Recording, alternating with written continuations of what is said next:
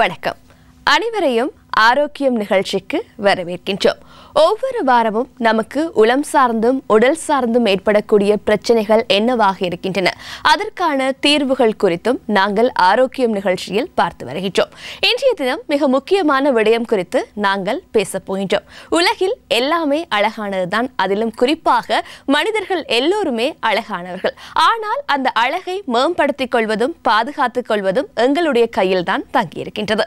அந்த அளவில் இன்று நாங்கள் பேச போகின்ற விடயமாக இருக்கின்றது முக ஒப்பனை அறுவை சிகிச்சை குறித்து. இந்த பல வகையான ஒப்பனைகள் காணப்படுகின்றன. எங்களுடைய உடல் சார்ந்தும் முகம் சார்ந்தும் நாங்கள் எங்களை அழகாக்கிக் கொள்வதற்கு. இதற்கு நாங்கள் எப்படி எங்களை தயார்படுத்துவது, எவ்வகையான சிகிச்சை முறைகள் காணப்படுகின்றன, அதனை நாங்கள் எவ்வாறு பின்பற்றுவது என்பது தொடர்பாகத்தான் இன்றைய ஆரோக்கியம் நிகழ்ச்சியில் நாங்கள் பேசப் போகின்றோம். இன்று எம்மோடு இணைந்திருக்கின்றார் வவுனியா பொது வைத்தியசாலை வாய் மற்றும் முகம் தாடை சத்திர சிகிச்சை நிபுணர் பிரசன்னா அவர்கள் இன்று எம்மோடு இணைந்திருக்கின்றார். வணக்கம். வணக்கம். உங்களை நாங்கள் ஆரோக்கியம் நிகழ்ச்சிக்கு வரவேற்கின்றோம். இன்று நாங்கள் முக ஒப்பனை மேம்படுத்தல் குறித்து மிக முக்கியமாக பேசப் போகின்றோம். இன்றைய காலகட்டத்தில் எல்லோருக்குமே தங்களை அதீதமாக அழகுபடுத்திக் கொள்ள வேண்டும் என்கின்ற ஆர்வம் காணப்படுகின்றது. அந்த அளவில் இந்த ஒப்பனை சிகிச்சை என்பது இன்று பிரபல்யமாகவே காணப்படுகின்றது. அதற்கு எவ்வளவு செலவாகும், அதை எவ்வாறு பண்ணுவது போன்ற பல கேள்விகள் நிலவத்தான் செய்கின்றன. இன்று அது குறித்து தான் நாங்கள் பலவாறு உங்களிடம் கேள்விகளை வினவப் போகின்றோம். அந்த அளவில் முக மறுசீரமைப்பு என்றால் என்ன? ஆரோக்கியம் நேயர்களுக்கு வணக்கம். மீண்டும் ஒரு ஆரோக்கியம் நிகழ்ச்சியில் கலந்து மருத்துவ சம்பந்தமான தகவல்களை உங்களுடன் பகிர்ந்து கொள்வதில் மிக மகிழ்ச்சி அடைகிறேன். இன்று முகம் சம்பந்தமாக முகத்தில் ஏற்படும் அதன் வடிவு மேம்படுத்தல் சத்திர சிகிச்சை சம்பந்தமாக கதைப்பதற்கு முன் முகத்தில் ஏற்படும் குறைபாடுகளை நிவர்த்தி செய்தல் ஆன சத்திர சிகிச்சை ரீகன்ஸ்ட்ரக்டிவ் சர்ஜரிஸ் என்று சொல்லுவார்கள், முக மறுசீரமைப்பு சர்ஜரிஸ். நீங்கள் இந்த படங்களை பார்த்தால் விளங்கும். ஒரு குறைபாடு ஒன்று முகத்தில் ஏற்படும் பொழுது அது ஒரு பிறவியில் ஏற்பட குறைபாடாக இருக்கலாம். இந்த படத்தில் ஒரு குழந்தை உதடு பிளவுடன் பிறந்து இருக்கின்றது. அதை சத்திர சிகிச்சை மூலம் நாங்கள் சரிப்படுத்தி செய்கின்றோம். அதே மாதிரி உதட்டில் ஒரு பிரச்சனை, ஏதோ ஒரு விபத்தினால் ஏற்பட்ட பிரச்சனையாக இருக்கலாம். அதை சின்ன சத்திர சிகிச்சை பிளாஸ்டிக் சர்ஜரிஸ் என்று சொல்வார்கள், ஃபேஷியல் பிளாஸ்டிக் சர்ஜரிஸ், அதை சத்திர சிகிச்சை மூலம் சரி செய்வது. அதே மாதிரி மூக்கு ஒரு பிறவியில் இல்லாமல் இருந்திருக்கலாம், ஒரு ஆக்சிடென்டால் இதாக இருந்திருக்கலாம். நாங்கள் வேறு அவயவங்களை எடுத்து சில கார்டிலேஜ் என்று சொல்வார்கள் எடுத்து அந்த மூக்கை அதன் அமைப்புக்கு ஏற்ற மாதிரி செய்வது. அதே மாதிரி காதின் அமைப்பு மாதிரி செய்வது ஃபேஷியல் ரீகன்ஸ்ட்ரக்டிவ் சர்ஜரிஸ் என்று சொல்லுவோம். முக மறுசீரமைப்பு குறித்து கூறியிருந்திருக்கலாம். அதாவது பிறப்பிலங்களுக்கு ஏதேனும் பாதிப்பு ஏற்பட்டிருந்தாலோ அல்லது விபத்து ஏற்பட நேர்ந்தாலோ அதை மாற்றி அமைக்கக்கூடிய விதமாக இந்த முக மறுசீரமைப்பு என்பது காணப்படுகின்றது. அதே போன்று முக ஒப்பனை மேம்படுத்தல் சிகிச்சை முறையும் காணப்படுகின்றது. அது என்றால் என்ன? முக ஒப்பனை இந்த காலகட்டத்தில் முகம் சம்பந்தமான அந்த கருத்தியல் மிகவும் சமூகத்தில் மிகவும் ஆழமாக பதிந்துள்ளது. அதற்கு இக்காலத்தில் உள்ள சோஷியல் மீடியாஸ், ஸ்மார்ட் ஃபோன்ஸ் அது முக்கிய காரணிகளாக இருக்கின்றது. அதிலும் விசேஷமாக இந்த கோவிட் டைமில் லாக்டவுன் அதில் அதிகம் பேர் இந்த சோஷியல் மீடியாவுடன் இணைந்திருந்தார்கள். அவர்களுக்கு ஃப்ரீ டைம் கிடைச்சிருக்கும். அப்போ அந்த முகத்தின் அமைப்பு தாங்கள் என்ன செய்யணும், ஒரு செல்ஃப் இவாலுவேஷன்ஸ் ஒவ்வொரு நபர்களுக்கும் இருந்திருக்கும். அவர்கள் குறைபாடு ஒன்றுமில்லை, அவர்களுடைய முகம் அமைப்படியாக இருக்கும். ஆனால் அவர்கள் ஒரு ரோல் மாடலை பின்பற்றுவார்கள். பொதுவாக செலிப்ரிட்டிஸ், நடிகர்கள், ஸ்போர்ட்ஸ் பிளேயர்ஸ், கிரிக்கெட் பிளேயர்ஸ் அவர்களை பின்பற்றுவார்கள். அவர்களின் தோற்றத்துடன் தங்கள் தோற்றத்தை ஒப்பிட்டு எனது மூக்கு இதையும் கொஞ்சம் சின்னனாக இருந்தால் நல்லா இருக்கும், இது சில பேர் பல்பஸ் நோஸாக இருக்கும், சில பேருக்கு நாடின் அமைப்பு நோஸாக பெருசாக இருக்கும், அதை மேம்படுத்த வேண்டும் என்று செய்கிறது ஒரு பகுதியினர். அந்த பகுதியினர் நீங்கள் அந்த ஃபோட்டோவை பார்த்தால் தெரியும். இது ஒரு செலிப்ரிட்டிஸ் இந்த செலிப்ரிட்டிஸ் ஒரு சினிமா இண்டஸ்ட்ரிக்கு போகும் முதல் எவ்வாறான முக ஒப்பனை அறுவை சிகிச்சையை மேற்கொண்டால் என்று இந்த சர்ஜரிக்கு முதலும் பின்னணான படங்களை பார்த்தால் தெரியும். ஒரு பெண்ணுக்கு மூக்கின் அமைப்பு ஒரு ஸ்லிமாக லென்த்ரியாக இருந்தால் அது அட்ராக்டிவாக இருக்கும். அதே மாதிரி சின்னின் அமைப்பு சின்னின் அமைப்பு நாங்கள் சொல்கிறோம் ஒரு லேடிக்கு வி ஷேப் சின் என்று சொல்லுவோம். ஒரு ஆணுக்கு ஜூ ஷேப் சின் வந்து அழகான தோட்டத்தை கொடுக்கும். அதே மாதிரி வந்து கண்ணை எடுத்தோம்னால் இமை புருவம் நீங்கள் ஐப்ரோ ஷேப் பண்ண போகும்பொழுது இந்த ஐப்ரோ வந்து ஸ்டார்ட் பண்ணும் மூக்கின் ரூட் ஆஃப் த நோஸ்ன்னு சொல்லுவோம். அதுலேயும் ஸ்டார்ட் பண்ணி அதோட பீக் வந்து மீடியல் 2/3 வந்து இந்த கண் முழிக்கு மேலே இருக்கும். லேட்டரல் 1/3 வந்து லேட்டரல் சைட்டாக இருக்கும். அது வந்து மேலே இருக்கும். ப்ரோ லிஃப்ட்னு சொல்லுவோம். இந்த லேட்டரல் ப்ரோ வந்து மிக உயர்ந்த இடத்தில் இருக்கும்போது இன்னும் அட்ராக்டிவாக இருக்கும். அதே மாதிரி வந்து சில பேருக்கு வந்து கொழுப்பு படலங்கள் நாடிகள் டபுள் சின்னு சொல்லுவார்கள். அதுகள் நாடி இது வந்து இப்போ சின்னின்ற அமைப்பு ஒரு கீழ் தாடை எலும்புன்ற அந்த ஒழுங்கமைப்பு வந்து வெளியில் தெரிய வேணும். அந்த விராட் கோலியை பார்க்கும் பொழுது கீழ் நாடி வந்து உங்களுக்கு தெரியும். அப்படி கையை வச்சிங்களென்றால் இந்த கீழ் நாடி எலும்பு அதன் அமைப்பு ஷேப் வந்து அது ஒரு அட்ராக்டிவான வடிவான ஃபீச்சர்ஸ் என்று சொல்லுவோம். அதே மாதிரி வந்து நாங்கள் தலைமயிர் எவ்வளவு சுரங்க வேணும், நெத்தின் அமைப்பு, மூக்கின் அமைப்பு, சிமல் லைன் என்று சொல்லுவோம். ஒருவர் சிரிக்கும் பொழுது அதன் எவ்வளோ பல்லுகள் வெளியில் தெரியும். அந்த உதட்டின் அமைப்பு, உதட்டின் மட்டம், சிமல் லைன் என்று சொல்லுவார்கள். இப்படியான ஃபீச்சர்ஸ் வந்து மேம்படுத்தல் என்று சொல்லுவோம். அடுத்தது ஏஜிங். வயசாகும் பொழுது எங்கள் உடம்பில் உள்ளில் ஏற்படும் மாற்றங்கள், சில இழையங்கள் மரணிக்கும். உள்ள கொழுப்பு படலங்கள் வந்து ரிசோர்வ் ஆகும். இந்த செல்ஸ் என்று சொல்லுவோம், கலங்கள் என்ற அமைப்பு அளவு குறையும். அதனால் முகத்தில் ஏற்படும் சுருக்கங்கள் ஏற்படும். கண்ணுக்கு கீழே பார்த்தீங்கன்னா குழி மாதிரி இருக்கும், அண்டை டார்க்னஸ் என்று சொல்லுவோம். அதே மாதிரி கண் மேற்புருவம் கீழே வரும். இந்த ஃபோட்டோஸ் பார்த்தா தெரியும்.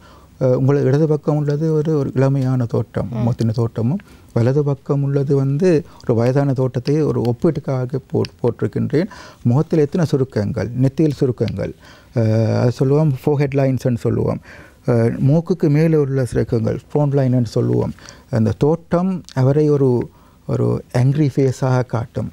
நேச்சுரலாக அவரை ஆங்க்ரியாக இல்லை, அந்த தோட்டம் அவரை அப்படியே ஏற்படுத்தி விட்டது. அதே மாதிரி வந்து கண்ணை சுற்றி உள்ள அந்த கொழுப்பு படலங்களில் ஏற்படும் தொய்வு காரணமாக அந்த மேல் அப்பர் லீட்னு சொல்லுவோம், அது ரூப்பிங்கிட்டு கீழே வந்துடும். சில பேருக்கு அது வந்து அந்த விஷனையே மறைக்கும். அதே மாதிரி தான் கண்ணு கீழே உள்ள படலம் வந்து கொழுப்பு உள்ளுக்கு போய் வந்து சில பேர் லோவாய் பெக்னஸ்ன்னு சொல்லுவோம். இப்போ இளமையாக இருக்கும் பொழுது முகத்தில் இப்போ கண், மூக்கு, வாய் அதுக்கு ஒரு சுமூத்தாக இருக்கும், ஒரு ஈவன் சர்ஃபேஸாக இருக்கும். வயசாகும் பொழுது ஒரு டிமார்கேஷன் ஒன்று வரும், பெரிய லைன். இதில் பார்த்தீங்கன்னா ஒரு லைன் சீக்குக்கும் லிப்புக்கும் இடையில் வந்து நாங்கள் நேசோலேபியல் ஃபோல்ட்னு சொல்லுவோம். கீழ் உதட்டுக்கு கீழே ஒரு லைன் ஒன்று வரும், வந்து அதை சொல்லுவோம் மெரனேட்டர் லைன்னு சொல்லுவோம். கண்ணுக்கு கீழே ஒரு லைன் ஒன்று வரும், கண்ணையும் மேலான்னு சொல்கிறோம், இந்த கன்னத்தையும் பிரிக்கிறது ஒரு லைன் ஒன்று வரும். கண்ணுக்கு கீழே கண்ணுக்கு சைட்டாக போகும் க்ரோஃபீட்னு சொல்லுவோம். இவ்வாறான நிலைமைகள் வயசான தோட்டத்தில் ஏற்படும். நான் சொன்னேன் இது நேச்சுரலாக வயசான ஏற்படும். அதே மாதிரி வந்து இந்த சூரிய வெளிச்சம், அதே மாதிரி ஹாஷான என்வாயன்மெண்ட், கூலாக இருக்கலாம், விண்டியாக இருக்கலாம். வேலைக்கு போகும்பொழுது எங்களோட முகம் எக்ஸ்போஸ் பண்ணிப்பட்டிருக்கும். அப்போ ஒரு எக்ஸ்டர்னல் என்வாயன்மெண்டல் தாக்கம், அது மெயினாக சூரிய ஒளியே சொல்லலாம், வந்து ஜூவி ரேஸ்ன்னு சொல்லுவோம். அதை சொல்ல ஃபோட்டோ ஏஜிங் என்று சொல்லுவோம். அந்த ஃபோட்டோ சன்பேர்ன் என்று சொல்லுவார்கள். அதாலேயும் முதலில் சுருக்கங்கள் ஏற்படலாம். இந்த ஃபோட்டோவில் பார்ப்பீங்கள் தோலுக்கடியில் எவ்வாறு அந்த கலங்கள் இறப்பதாலும் அதன் எண்ணிக்கை குறைவதாலும் என்ன மாதிரி ஆன அமைப்புகள் ஏற்படுகின்றது. அதே மாதிரி இந்த ஃபோட்டோவில் பார்ப்பீங்கள் அந்த முகத்துக்கடியில் கொழுப்பு படலங்கள் அட்ரோஃபி இல்லாமல் போகிறதாலையும் டிஸ்ட்ரிபியூஷன் பண்ணுறதாலையும் சின்ன வயசில் இருக்கும் பொழுது இளமையில் இதெல்லாம் ஸ்கின்லாம் டைட்டாக இருக்கும். வயசு போய்க்கில் வந்து கீழே வரும் இப்படி எல்லாம். அப்போ வந்து அதுக்கான ட்ரீட்மெண்ட் இந்த ஸ்கின்னை டைட் பண்ணுற ஃபேஸ் ஸ்லீப் என்று சொல்லுவோம். அதே மாதிரி வந்து எலும்பு வந்து கண்ணுக்கு கீழே உள்ள எலும்பு வந்து ரிசோர்வ் ஆகி போகும். அப்போ எலும்புக்கு மேலே தானே வந்து முகத்தில் உள்ள தோல், தசை, அந்த இதெல்லாம் அட்டாச் பண்ணியிருக்கிறபடியால் அந்த போன் தான் அடிப்படை ஸ்ட்ரக்சர்ஸ். வந்து போன் ரிசோர்வ் ஆகி போகும்பொழுது அதுக்கு மேலே உள்ள கடலனம் உள்ளுக்கு போகும். நிச்சயமாக அந்த அளவில் வந்து எங்களை முகம் சார்ந்த ஒப்பனைகளின் மூலமாக மாற்றி அமைத்துக் கொள்ள முடியும். நாங்கள் எப்படி மாற்றம் பெற வேண்டும், எப்படி இருந்தால் நாங்கள் அழகாக இருப்போம் என்று நினைக்கின்றோமோ அவ்வாறான அறுவை சிகிச்சைகள் இன்றைய காலத்தில் வந்துள்ளன. அது சார்ந்து பல விடயங்களை நாங்கள் பேச போகின்றோம். இன்றைய ஆரோக்கியம் நிகழ்ச்சியில் எம்மோடு இணைந்திருக்கின்றார் முகம் மற்றும் தாடை சத்திர சிகிச்சை நிபுணர் வவுனியா பொது வைத்தியசாலை வைத்தியர் பிரசன்னா அவர்கள். இன்று நாங்கள் முக ஒப்பனை மேம்படுத்தல் குறித்து பேசிக் கொண்டிருக்கின்றோம். அதே போன்று இந்த ஒப்பனைக்காக இருக்கக்கூடிய ஊசி மருந்துகளினூடாக எங்களுடைய அழகை நாங்கள் எவ்வாறு மெருகேற்றிக் கொள்வது என்பது தொடர்பாக கூறியிருந்தீர்கள். அதே போன்று சத்திர சிகிச்சையினூடாக இன்றைய காலகட்டத்தில் அதீதமாக பிரபலங்கள் தங்களுடைய உறுப்புகளை மாற்றி அமைத்துக் கொள்கின்றார்கள். இதில் மிக முக்கியமாக மூக்கு என்பது மாற்றி அமைக்கப்படுகின்றது. அது எவ்வாறு மாற்றி அமைக்கப்படுகின்றது, எவ்வாறானவர்களுக்கு இந்த சிகிச்சை முறை அதிகமாக தேவைப்படுகின்றது? மூக்கு வடிவமைப்பு சர்ஜரி ரைனோபிளாஸ்டி என்று கூறுவார்கள். மிகவும் பிரசித்தி பெற்ற ஒரு சர்ஜரி. வெஸ்டர்ன் வேர்ல்டிலும் சரி, தற்போது நம் நாட்டிலும் சரி. ஒருவருடைய முகத்தை பார்க்கும் பொழுது முதல் எங்களோட மைண்டுக்கு வர்றது அவருடைய மூக்கின் அமைப்பு. நீங்கள் ஒத்துக்கொள்கிறீர்கள் என்னோட. அடுத்தது கண், அடுத்தது சின், அடுத்தது அவருடைய சிமைல் லைன் என்று சொல்லுவார்கள். என்ற விதத்தில் மூக்கின் அமைப்பு வந்து மிகவும் முக்கியமானது. நாங்கள் ஒரு சத்திர சிகிச்சை என்றால் ஒரு விஞ்ஞானபூர்வமானது. அதற்கு உரிய அளவுகள் இருக்கின்றது. இந்த அளவுகள் எல்லாம் வந்து கிரேக்கத்தில் உள்ள ஸ்டாச்சுஸ் அதிலேருந்து தான் கிரியேட் பண்ணப்பட்டது.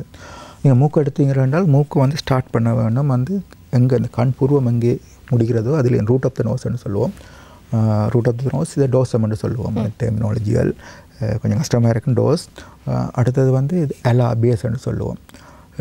அலா பேஸ்ன்னு சொல்லுவோம். அதன் அமைப்பு வந்து இப்போ கண் பூர்வம் கண் மடல் இன்னக்கெந்தஸ்ன்னு சொல்லுவோம். கண்ணின் மீடியல் அதில் என்ன அளவு இருக்குதோ அதே அளவு தான் கீழே இந்த அலா பேஸ்ன்னு சொல்கிற அதுவும் இருக்க வேண்டும். இருந்தால் ஒரு வடிவாக இருக்கும். அதே மாதிரி வந்து சிலது இருக்குது. நெத்தி எங்கே முடியுதோ அதில் இருந்து மூக்கு டோசம் ஃப்ரண்டோ நேசல் ஆங்கிள்னு சொல்லுவோம்.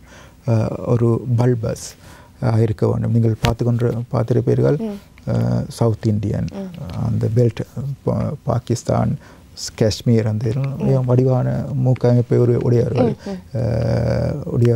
அதே மாதிரி வந்து அந்த மூக்கின நீட்டு அதில் டிப் மூக்கின நுனி ஒரு ஷார்ப்பாக இருக்கிற மூக்கின நுனி வந்து நல்லா அட்ராக்டிவாக இருக்கும். சில பேருக்கு வந்து எங்களோட ஆக்களை பொறுத்த மட்டில் இந்த ஏரியா அலாபியஸ் வந்து சரியான பல்பஸாக இருக்கும்.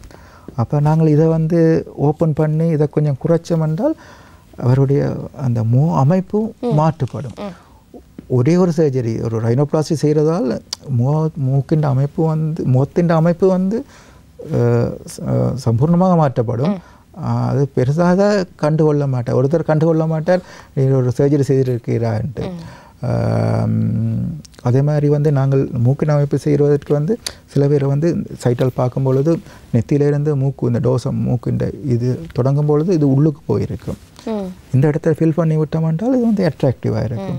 அதுக்கு நாங்கள் கொஞ்சம் காட்லேஜ் எடுப்போம்.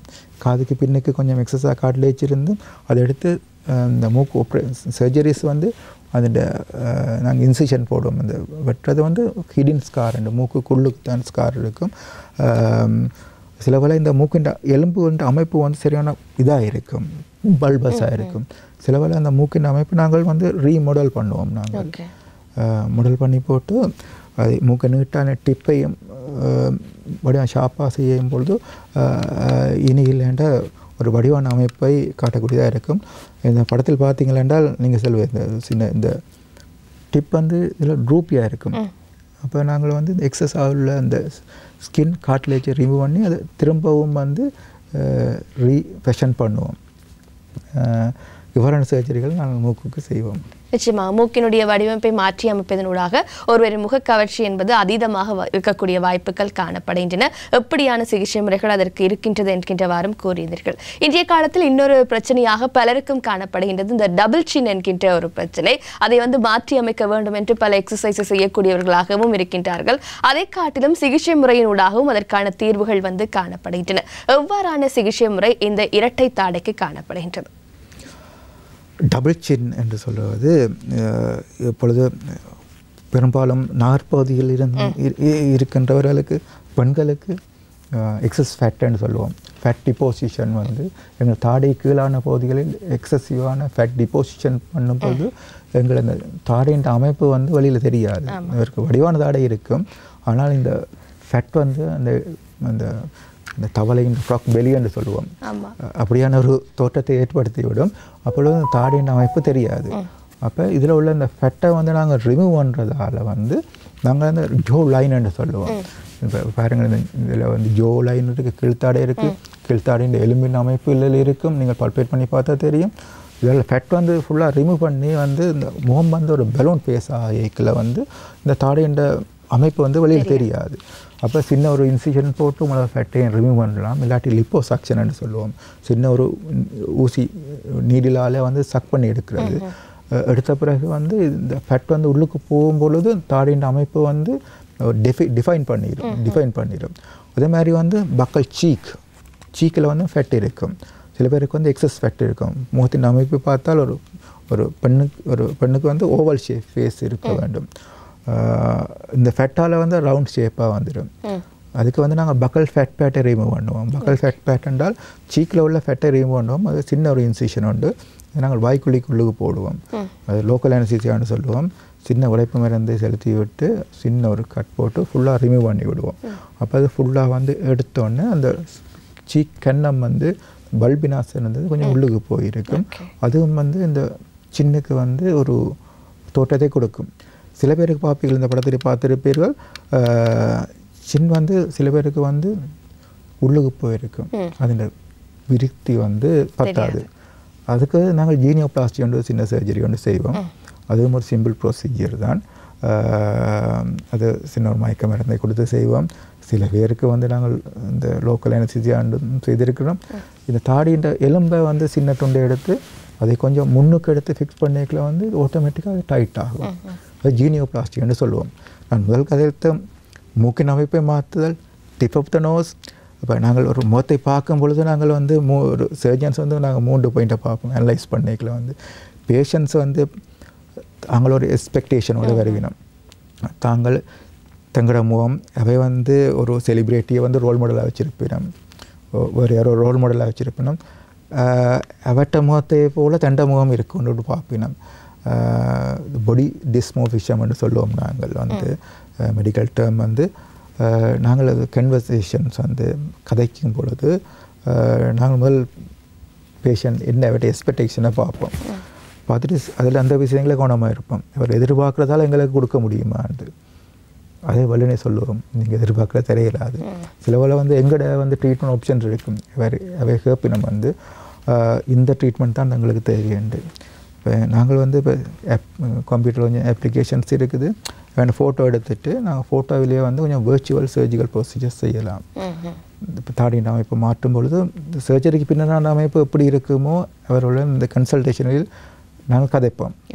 அதே மாதிரி வந்து சின்னம், tip of the nose and the forehead ஒரு சைட் வியூவில் பார்க்கல வந்து 3 முறை கன்கேவில் வர வேண்டும். அப்போ தான் கன்கேவ் ஏஷியன்ஸ் எங்களோட ஃபேஸ் வந்து கன்கேவ் ஷேப். அப்போ அந்த ஷேப் எடுக்கல வந்து முகத்தின் அமைப்பு வடிவாக இருக்கும். நிச்சயமாக அவ்வாறு நாங்கள் இந்த தாடையை மாற்றி அமைப்பதனூடாகவும் எங்களுடைய முகம் வந்து அழகாக மாறக்கூடிய சந்தர்ப்பங்கள் வந்து காணப்படுகின்றன. அதற்கான சிகிச்சை முறைகள் எவ்வாறானதாக காணப்படுவதாகவும் நீங்கள் கூறியிருந்தீர்கள். அதே போன்று பார்த்தால் இன்று எல்லோருக்குமே இந்த பருக்கள் ஏற்படுவது அதிகமாக காணப்படுகின்றது. அதனூடாக இந்த ஸ்கார் என்பதும் அதிகமாகவே உருவாகிவிடுகின்றது. இதற்கான சிகிச்சை முறைகள் என்னவாக இருக்கின்றன இந்த ஒப்பனை மேம்படுத்தலை? முகத்தில் ஏற்படும் தழும்புகள் நல்லதொரு கேள்வி. இக்காலகட்டத்தில் நீங்கள் அதிகம் பார்த்திருப்பீர்கள், முகத்தில் ஏற்படும் பருக்கள், அக்னிஸ்கார் என்று சொல்லுவோம். டீனேஜ் பருவ வயசு பெண்கள் எல்லாம் அதிகம், ஆண்களுக்கும் அது ஏற்படும். அதற்கு கனகாரங்களை கூறலாம். ஒன்று ஹோமோனல் இம்பேலன்ஸ்ன்னு சொல்லுவோம். பெண்களுக்கு ஏற்படும் இந்த மாதவிடாய் சக்கரத்தில் ஏற்படும் ஹோமோன் இன்பேலன்ஸ். அதே மாதிரி வந்து அலர்ஜிக், அவர்கள் பாவிக்கும் முக ஒப்பனை க்ரீம்கள் அவருக்கு ஒவ்வாமையாக இருக்கலாம். அதே மாதிரி இந்த என்வாயன்மெண்ட், டஸ்ட் தூசியால் என்வாயன்மெண்ட். கொரோனா காலத்தில் எல்லோரும் மாஸ்க் அணிகிறபடியால் அது கொஞ்சம் குறைவு என்று சொல்லலாம். எல்லோரும் மாஸ்க் அணிகிறால் அந்த டஸ்ட் வந்து முகத்தில் படுற அளவு குறையுது. இவர்களுக்கு அக்னிஸ்காரை வந்து நாங்கள் 2 வகையாக பிரிப்போம். முதல்ல வந்து ஆக்டிவ் அக்னி என்று சொல்லுவோம். முகத்தில் ஏற்படும் பிம்பிள்ஸ் வந்து சிதல் கட்டி பருக்கள் கணக்கே இருக்கும். இது ஆக்டிவ் ஸ்டேஜ்னு சொல்லுவோம். அது அந்த முகத்தில் ஏற்படும் சீபச்சுரப்பி சீபம் அளவுக்கு அதிகமாக சுரப்பதால் அது குளக்காகி அதில் பாக்டீரியா இன்ஃபெக்ஷன் ஆகித்தான் இவ்வாறான நிலைமை ஏற்படும். அதற்கான ட்ரீட்மெண்ட்டுகளை நாங்கள் செய்வோம். அதற்கு வந்து நாங்கள் கெமிக்கல் பீலன்னு சொல்லுவோம்.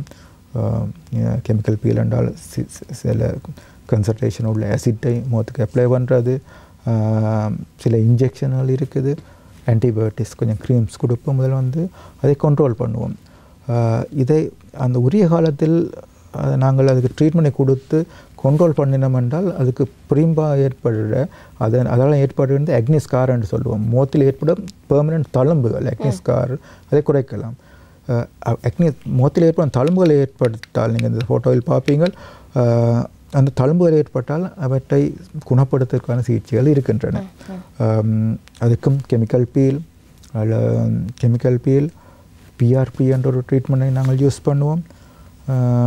இக்காலகட்டத்தில் நாங்கள் லேசர் மூலமாக ட்ரீட் பண்ணி மிகவும் ப்ரொமிசிங் ட்ரீட்மெண்ட் அவுட்கம்மை கொடுக்கக்கூடியதாக இருக்கின்றது. இவ்வாறான சிகிச்சையின் மூலமாக வந்து நாங்கள் அந்த ஸ்கார்ஸை இல்லாது செய்யக்கூடிய வாய்ப்புகள் வந்து காணப்படுகின்றன. அதே போன்று எங்களுடைய மூக்கு, தாடை, முகத்தில் இருக்கக்கூடிய தோல் பகுதியில் ஏற்படக்கூடிய பிரச்சனைகளுக்கான தீர்வுகளாக நான் சர்ஜிக்கல் முறையும் காணப்படுகின்றது. அதே போன்று அறுவை சிகிச்சை முறைகளும் காணப்படுகின்றன. இன்றைய ஆரோக்கியம் நிகழ்ச்சியில் நாங்கள் பேசிக்கொண்டிருக்கக்கூடிய விடயமாக இருக்கின்றது. இன்றைய தினம் நாங்கள் பேசக்கூடிய விடயமாக இருக்கின்றது முக ஒப்பனை மேம்படுத்தல் அறுவை சிகிச்சை தொடர்பாக. இன்று எம்மோடு இணைந்திருக்கின்றார் முகம், தாடை, சத்திர சிகிச்சை நிபுணர் வவுனியா பொது வைத்தியசாலை வைத்தியர் பிரசன்னா அவர்கள். அந்த அளவில் நாங்கள் எவ்வாறு எங்களை மாற்றம் பெற செய்து கொள்ள முடியுமோ அவ்வாறு எங்களுடைய உருவை மாற்றி அமைத்துக் கொள்ளக்கூடிய சத்திர சிகிச்சைகள் இன்றைய காலத்தில் வளர்ந்திருக்கின்றன. அதே போன்று பார்த்தால் அறுவை சிகிச்சை மூலமாக மட்டும்தான் எங்களுடைய உருவத்தை நாங்கள் மாற்றி அமைத்துக் கொள்ள முடியுமா? அதையும் தாண்டி வேறு எவ்வாறான சிகிச்சை முறைகள் காணப்படுகின்றன? முக அழகை மேம்படுத்துவதற்கான சிகிச்சை முறைகளில் 2 வகை இருக்கின்றது. ஒன்று வந்து அறுவை சிகிச்சை அல்லாத சிகிச்சை முறைகளும் அறுவை சிகிச்சையால் செய்யக்கூடிய முறைகளும் இருக்கின்றன. அறுவை சிகிச்சை அல்லாத முறைகள் நீங்கள் பொதுவாக பார்த்திருப்பீர்கள். உலகத்தில் இன்று ஃபேமஸான ஒரு சிகிச்சை முறை அறுவை சிகிச்சை அல்லாத முறையாக இருக்கின்றது. இதை சொல்லுவோம் ஆஃபீஸ் பேஸ்ட் ப்ரொசீஜர்ஸ் என்று சொல்லுவோம். சில ஊசி மருந்துகளை ஏற்றுவதால் முகத்தின் பொலிவை அதிகரிக்கலாம், ஷேப்பை மாற்றலாம், டெக்ஸ்சர்னு சொல்வார்கள். அந்த தோலின் தன்மை அதே மாதிரி கலர்ஸ் மாற்றக்கூடியதாக இருக்கும். இவற்றிற்கு நாங்கள் இன்ஜெக்டபிள்ஸ்ன்னு சொல்லுவோம். ஒன்று வந்து பொதுவாக பாதிப்பது பொட்டிலினம் டாக்சின் என்ற ஒரு போட்டக்ஸ் என்று ஒரு பேர் உள்ளது.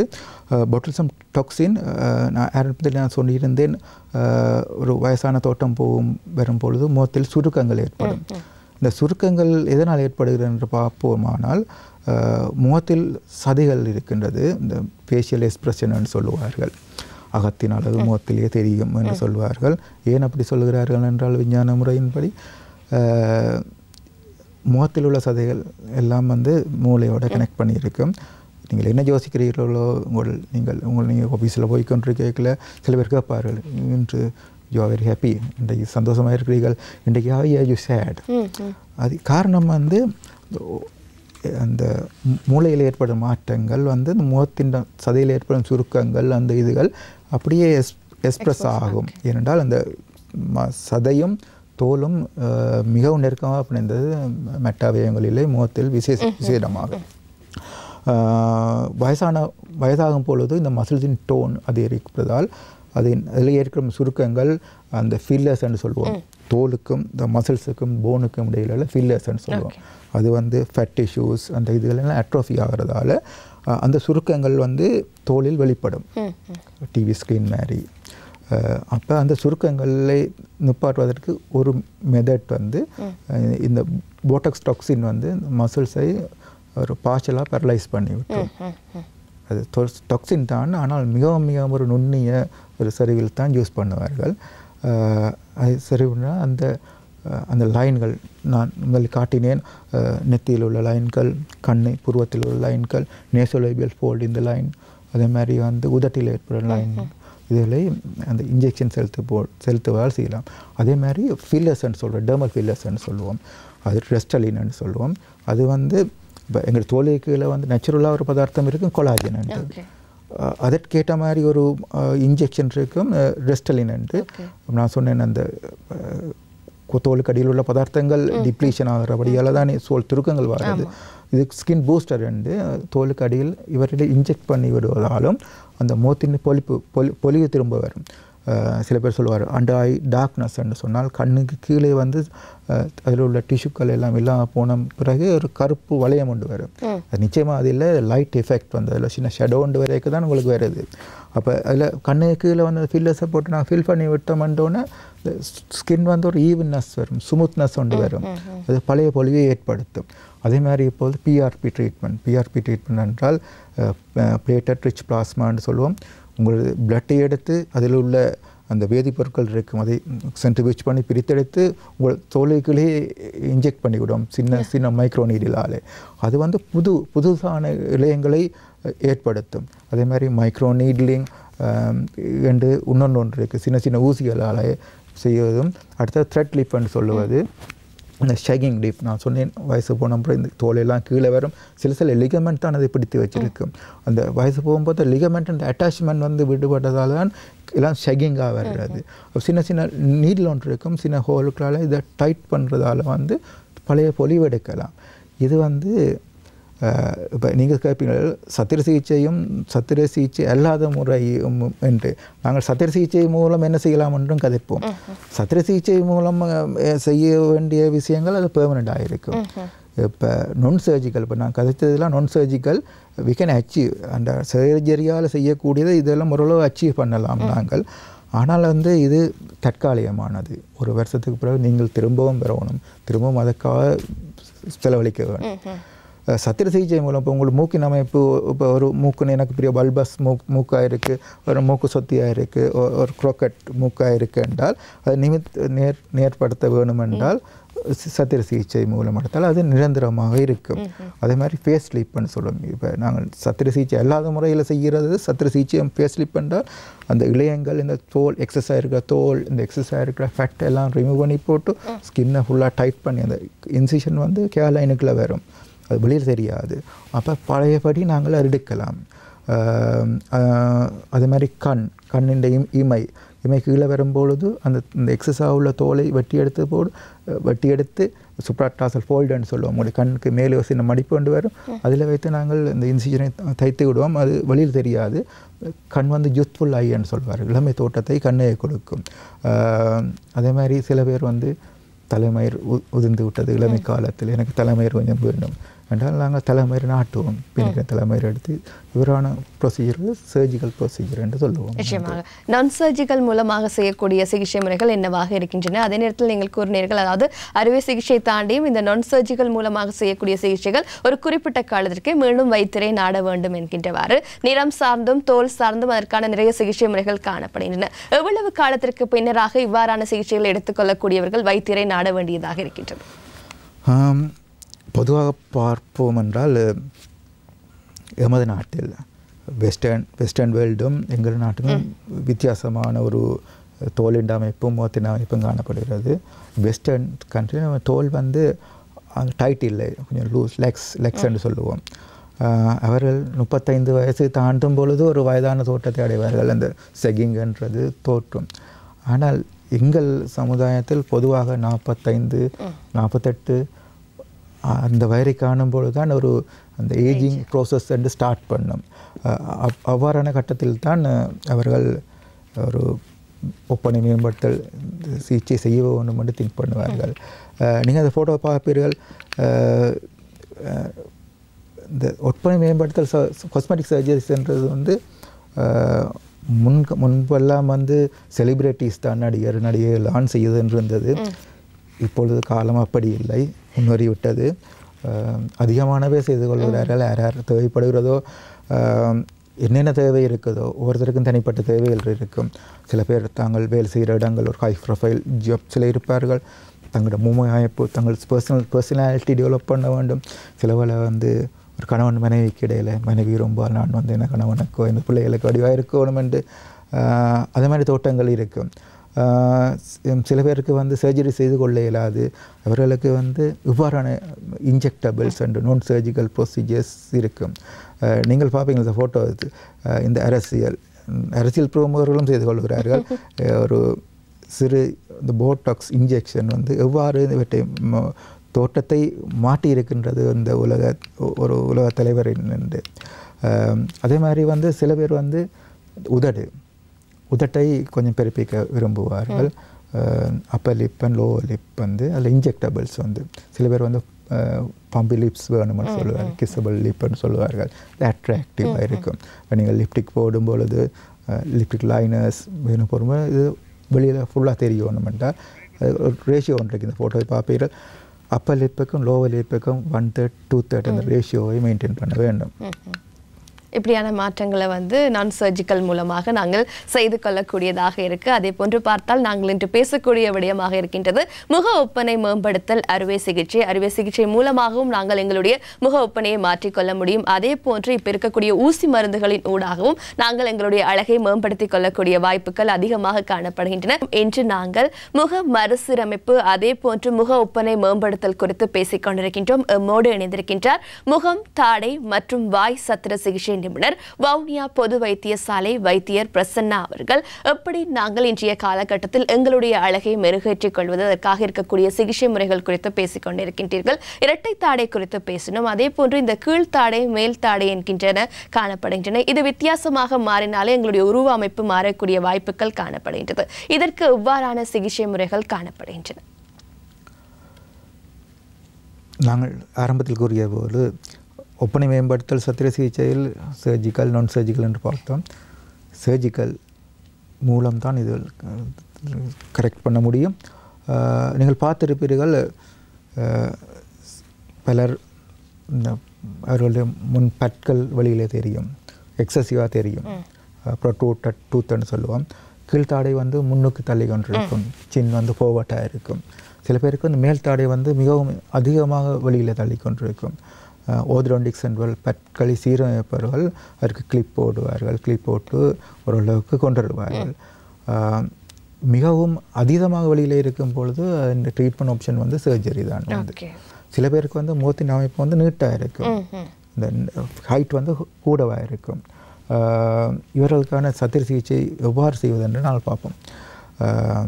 இது ஓர்த்தோடென்டிக் சர்ஜரி என்று சொல்வது. தாடை என்ற அமைப்பை மாற்றும் சர்ஜரி ஓர்த்தோடென்டிக் சர்ஜரி என்று சொல்வது. இது பொதுவாக நாங்கள் வைத்தியசாலைகளிலும் வழியிடங்களிலும் செய்கின்றோம். இந்த அமைப்பை நாங்கள் வந்து தாடையை செப்பரேட் பண்ணுவோம். வாய்க்குள்ளுக்கு தான் எல்லா இன்சிஷனும் வரும். கீழே குறைத்து முகத்தின் அமைப்பு கூட, முகத்தின் நீளம் கூட வந்தால் நாங்கள் ஒரு சென்டிமீட்டர், எவ்வளோ சென்டிமீட்டரோ எலும்பை ரிமூவ் பண்ணணுமோ அவளை ரிமூவ் பண்ணி போட்டு உள்ள அதை ரீபொசிஷன் பண்ணி அதை நாங்கள் ஃபிக்ஸ் பண்ணுவோம். சின்ன டைட்டேனியம் பிளேட்ஸ் ஒன்று இருக்குது, பிளேட்டும் ஸ்க்ரூஸும் இருக்குது. அது வந்து புது மயக்கம் கொடுத்து தான் செய்வோம். செய்தோன்னே அந்த முகத்தின் அமைப்பு மாறும். அதே மாதிரி வந்து உதாரணத்துக்கு வந்து மேல் தாடை வந்து வெளியில் இருக்கும் என்று சொல்லுவோம். இந்த படத்தில் பாருங்கள், மேல் தாடை வந்து வெளியில் இருக்கும். இவருக்கு வந்து வாய் உதட்டை மூட இயலாது, வந்து முன் பற்கள் எல்லாம் வெளியில் நிற்கும். அவர்களுக்கு என்ன செய்யணும் என்றால் அந்த முகத்தை, இந்த மேல் தாடையை வந்து ஆன்ட்ரோபோஸ்டீரியர் டிடெக்ஷன் சொல்லுவோம். அப்போ அதில் வந்து ஒரு முகத்தில் ஒரு டேப் மாதிரி ஒரு சின்ன போனை ரிமூவ் பண்ணி போட்டு இந்த மேல் துண்டை எடுத்து பின்னுக்கு வச்சு போட்டு ஃபிக்ஸ் பண்ணி விடுறது. அப்போ அவர்களோட முகத்தின் அமைப்பு மாறும்.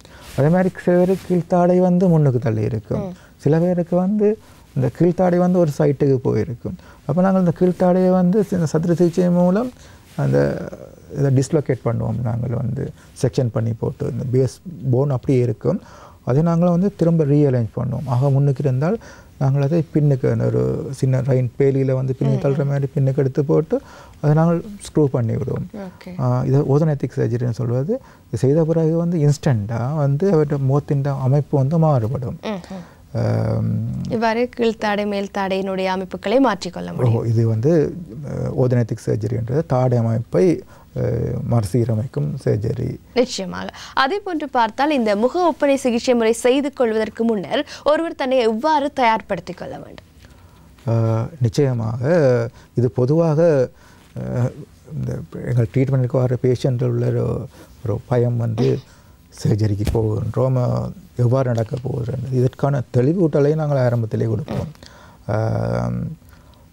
இந்த சர்ஜரி வந்து பெரிய சர்ஜரி என்று பயப்பட தேவையில்லை, பயப்படக்கூடிய ஒரு பெரிய சர்ஜரி என்று இல்லை. டே கேஸ் என்று சொல்லுவோம். ஒரு டே கேஸ் என்று ஒரு நாள் தங்கி அந்த நாளே வீட்டை போகக்கூடியதாக ஒரு 24 மணி நேரத்துக்கு பொதுவாக அவ்வாறான சர்ஜரி தான். அவ்வாறான சர்ஜரிகள் சர்ஜரிக்கு முதல் அவர்களுடைய ஆரோக்கியம் முக்கியம். பொதுவாக ஜங் பேஷண்ட்டுக்கு சர்ஜரிகள் செய்வோம். பொதுவாக அவர்களுக்கு பெரிய பிரச்சனைகள் வரதில்லை. 50-60 வயசு வரைக்கும் சில பேருக்கு வந்து நீரிழிவு நோய், டயபெட்டிஸ், ப்ரெஷர், ஹைப்பர் டென்ஷன் முதல் இவ்வாறான நோய்களை நாங்கள் கண்ட்ரோல் பண்ணுவோம். இந்த மூன்றாக பிரிப்போம். சர்ஜரிக்கு முதல் ப்ரீ ஆப்ரேட்டிவ், சர்ஜரி நடக்கும் பொழுது, சர்ஜரிக்கு பின்னதான பராமரிப்பு முறை. சர்ஜரிக்கு முதல் வந்து அவர்களுடைய ஹெல்தி ஃபிட்னஸ் ஃபார் சர்ஜரிஸ் வந்து நாங்கள் அசஸ் பண்ணுவோம். பொதுவாக ஜங் ஃபிட் அடல்ட்ஸ் வந்து இவ்வாறான சர்ஜரிகளுக்கு வந்து பெரிய இஷ்யூ ஒன்று இல்லை. ஒரு மெடிக்கல் காம்ப்ளிகேஷன் ஒன்றும் இல்லாத இடத்து மெடிக்கல் காம்ப்ளிகேஷன் ஏதாவது இருந்தால் அதை ஸ்டெபிலைஸ் பண்ணி போட்டு சர்ஜரிக்கு நாங்கள் போவோம். சர்ஜரிக்கு எடுக்கிறதுக்கு கொள்ளக்கூடிய நேரம் பொதுவாக ஒரு மூக்கை ஆப்ரேட் பண்ணுவோம், இல்லாட்டி தாடையை ஆப்ரேட் பண்ணுவோம், ஒரு 4 மணித்தியாலம் 3.5-4-5 மணித்தியாலத்துக்குள்ளாக இருக்கும். சில வேளை வந்து 1/2 மணித்தியாலம் சின்ன ப்ரொசீஜர்ஸ், பலிப்ரோபிளாஸ்டி என்றால் கண்ணின் இமையின் அமைப்பை மாற்றுறது, சில வேளை லிமிட்டட் ரைனோபிளாஸ்டி என்று சொல்லுவோம், சின்ன ஸ்கார் டிவிஷன், அதெல்லாம் ஒரு சின்ன மைனர் சர்ஜரிஸ் என்று சொல்லுவோம். சர்ஜரிக்கு பின்னதான காலப்பகுதியில் அவர்கள் மருத்துவ அறிவுறுத்தலை ஃபாலோ பண்ண வேண்டும். அதற்குரிய ஆன்டிபயோட்டிக்ஸ், பெயின் கில்லர்ஸ், வலி நிவாரணிகள் தொடர்ந்து எடுக்க வேண்டும். கிளினிக்கு வந்து காட்ட வேணும். சரியான சிகிச்சை முறைகளை வந்து பேண வேண்டியது அவசியமாக இருக்கின்றது. சிகிச்சைக்கு பின்னராக ஒருவர் சிகிச்சையை மேற்கொண்டதன் பின்னராக வைத்தியரை எவ்வளவு தூரம் நாடுவது மிக முக்கியமானது. நாங்கள் போஸ்ட் ஆப்ரேட்டிவ் அந்த மேனேஜ்மெண்ட்டு டே ஒன் க்ளோஸ் அப்சர்வேஷனில் இருப்போம். அதுக்கு பிறகு வந்து நாங்கள் ஏதாவது 3ஆம் நாள் 4ஆம் நாள் ஏதாவது இஷ்யூ இருந்தால் நாங்கள் பார்ப்போம். தையல் ரிமூவ் பண்ண சூச்சர்ஸ் ரிமூவ் பண்ணுறது வந்து நாங்கள் வந்து 1 கிழமைக்குள்ள செய்து முடிப்போம். ரைனோபிளாஸ்டி என்று வச்சுக்கொள்வோம். மூக்கின் அமைப்பை நாங்கள் வந்து எலும்பின் அமைப்பை மாற்றி அமைத்தோம் என்றால் நாங்கள் சின்ன ஸ்ப்ளிண்ட் ஒன்று போடுவோம். அந்த ஸ்ப்ளிண்டை நாங்கள் 10 days வச்சுருப்போம். 10 days வச்சுருக்க வேணும். அப்போ இந்த போனை நாங்கள் மறுசீரமைத்திருக்கின்றோம். சில தாடை அறுவை சிகிச்சை செய்தோம் என்றால் அவர்கள் அந்த உணவில் கொஞ்சம் கவனமாக இருக்கணும். கடினமான சாப்பாட்டில் கடித்து சாப்பிடக்கூடாது. அடுத்து வந்து இன்ஃபெக்ஷன் ஆகாமல் பார்த்துக்கொள்ள வேண்டும். அதற்குரிய நிறைய ஆகாரத்தை உட்கொள்ள வேண்டும். அந்தளவில் நாங்கள் முக ஒப்பனை மேம்படுத்தல் சிகிச்சை மேற்கொண்டதன் பின்னராக எவ்வாறான விடயங்களை கையாள வேண்டும், எப்படியான உணவு பழக்க வழக்கங்களை பின்பற்ற வேண்டும் என வைத்தியர் கூறினார். இன்னும் ஒரு விடயமாக காணப்படுகின்றது. இன்றைய காலகட்டத்தில் இந்த முடி உதிர்வு என்பது அதிகமாக இருக்கின்றது.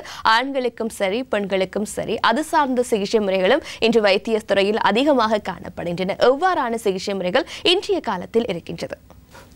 தலைமுடி ஒரு பெரிய பிரச்சனைக்குரிய விஷயம்தான் பொதுவாக பெண்களுக்கு. ஸ்பெஷலாக மேரி பண்ணி ஒரு குழந்தை கிடைத்த பிறகு முடி உதிர்வு, அதே மாதிரி வந்து ஆண்களுக்கும் இப்பொழுது 40-50 வயசு வரைக்கும் வந்து வருவார்கள். தலைமை இல்லாமல் போகின்றதுண்டு. இதை சொல்லும் ஒரு ஸ்பெஷலான ஃபீல்டு வந்து ட்ரைக்காலஜி என்று சொல்கிற ஒரு ஃபீல்டு ஒன்று இருக்கிறது. இது முடி சம்பந்தமான ட்ரைக்காலஜி என்றால் முடி சம்பந்தமான அதற்குரிய சிகிச்சை தான் ட்ரைக்காலஜி என்று சொல்வார்கள்.